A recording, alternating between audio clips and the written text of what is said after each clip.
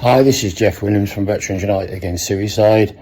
This is the 8th video in the line of videos I've been doing to celebrate Falklands 40 years on, Falklands 40.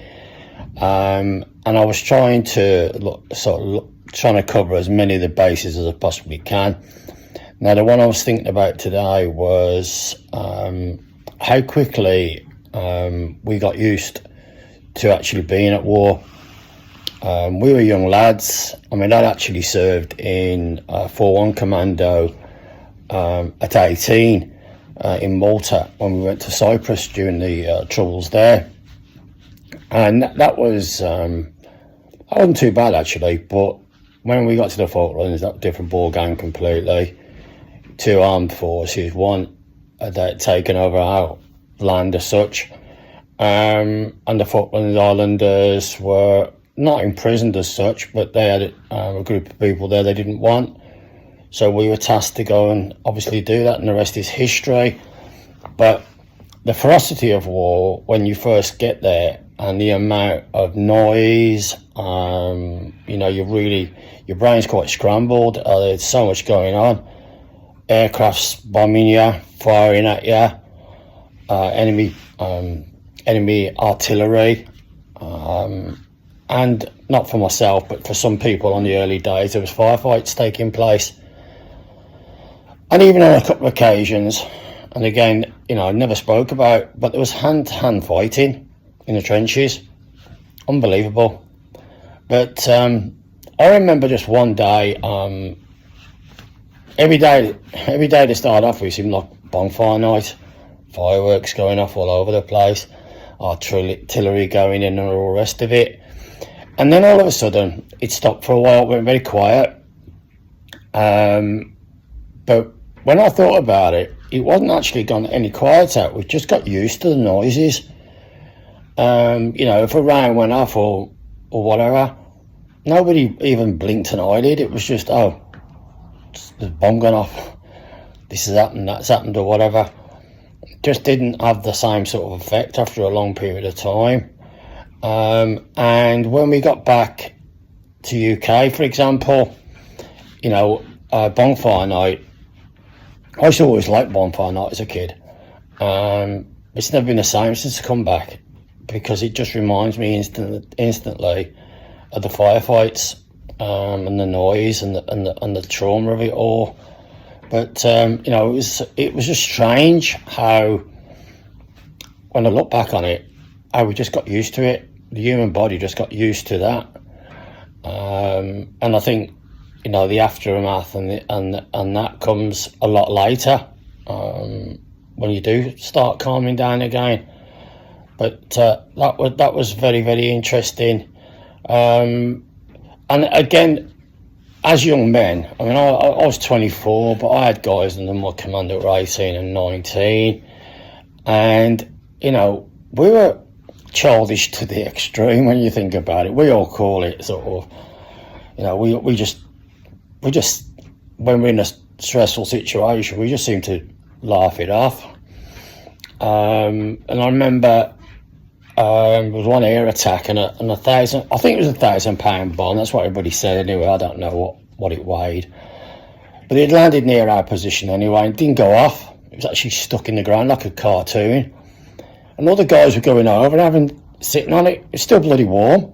They're sitting on it having photographs and that. You're mad.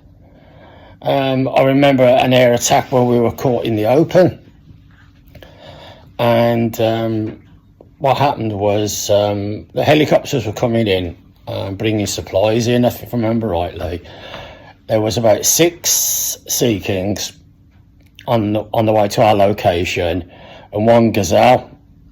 And the Gazelle came in first, and he came onto my spot, and I brought him down and I looked at his face, and there was just horror. I was like looking like that, and I thought, what's the matter with him?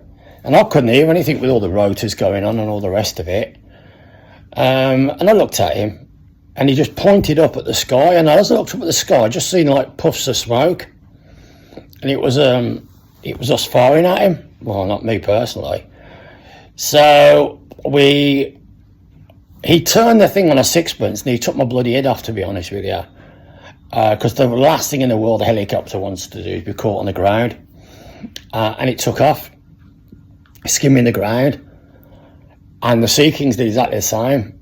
They were just turning and just leaving the LZ. So we were left exposed in the open. And these two Mirages came round. And next thing I know is they're firing at us on the ground. And we ran down the hill, because we were on a sort of a plateau where we wanted the helicopters to land. We ran down this hill to where the trenches were. There was no trenches where the LZ was. And all I can remember was running down here for my life, everyone laughing and giggling, like it was some sort of egg and spoon race or something like that. And we ran down the hill and launched ourselves into the trenches. Got in the trenches. No, sorry, that's not true. That's what we were doing. When we got to the bottom, people launched themselves in the trenches, and I just lay on my back and I looked up, and I see this Mirage, and it always sticks in my mind because it's surreal. I don't even know if it happened, but it did definitely happen. But whether it happened like this, but this is how my mind saw it. Imagine a supersonic bloody jet, for God's sake. So it's not going slow, and it banked in the air to turn, and it was as if it was showing me like that, its stomach. And I looked up, and it was just like that as far as I was concerned. It was obviously moving, but it was banking. And I don't know whether they're actually static as such, but to me it looked like it was static. And I just cocked me rifle and started firing at it. And as it turned, I could see the pilot, and that's the truth. I could see he had a white helmet on, black visor, and he was looking down at our position as it banked. That's how low he was. And like I say, I just started putting rounds into it. Now, I don't know whether any of them bullets hit the Mirage, because afterwards, when I turned around to the guys, they said everybody was firing at it.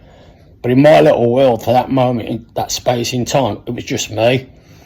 And then, of course, I got all the ribbing afterwards, why I hadn't took cover and why I died on my back and started firing at a bleeding supersonic jet. I got a right hard time about it, to be fair. The guys thought it was hilarious. But they then started a rumour that I shot it down and that the pilot had been found with one well-aimed shot through his helmet, which I never lived that down for a long, long time, to be fair. We used to talk about fire discipline and all that. Make sure you select your target before you fire. And there was me just firing up at a bloody supersonic jet, for God's sake. But that was quite an airy moment, and those helicopters could have been taken out. We were lucky when they were firing at us. Never happened. But it was a tough time for everybody. So at the end of it, we just laughed it off as kids that we were, really, at the time. I look back on it now, I can't believe what we did. Like I say, pictures sat on top of a 1,000-pound bomb.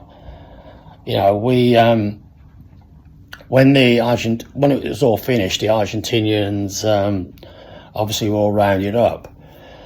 Behind where we were located were a lot of trenches, and my boss turned around and said, "Can you go and check those trenches out?"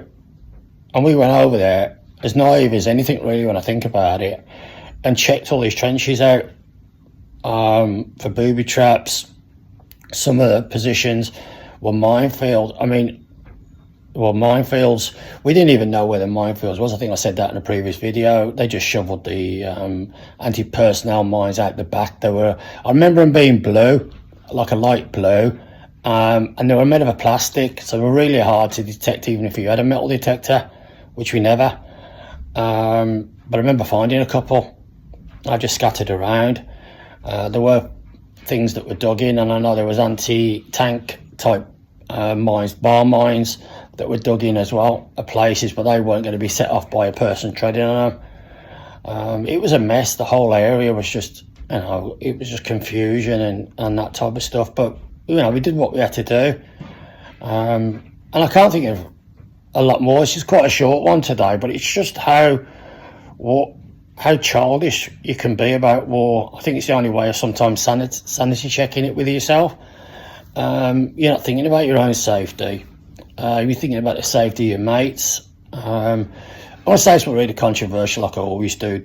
To be fair, I had this conversation many times. People used to say, you're fighting for Queen and country. And we were, to a degree. I'm not saying we weren't. But let me tell you now, when you're stuck in the middle of it, it's the last thing on your mind. You're fighting for the guy next to you.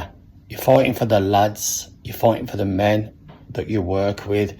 You're fighting for your unit's reputation. They're the things that you're looking after. Yes, the Queen and country and all that comes afterwards. But at that particular time, the Queen and country are not there stood next to you. One thing I can say about every single person I had working with me, they would have given their life for me, and I would have given my life for them. And that's quite dramatic when you think about it, what you would have missed. But that's just how it was. And the Corps promoted this buddy team ethos, which is so important when you are struggling. You know, they used to say, smile in the face of adversity. God, we didn't have smile in the face of adversity. Well, there we go. So it's 40 years on now, and it's a long time ago. And we're all old men now. You know, I'm 64, 65 this year, just retired. And it seemed like a distant memory, and then there's other days when it feels like it was yesterday. I mean, none of us feel like old. We still think, you know, when I speak to the guys, we all still think we're the 19, 20-year-old lads that were down there. And I think one thing that the military does is it does keep you young at heart. All right, so look after yourself, and I'll speak to you soon. Bye-bye.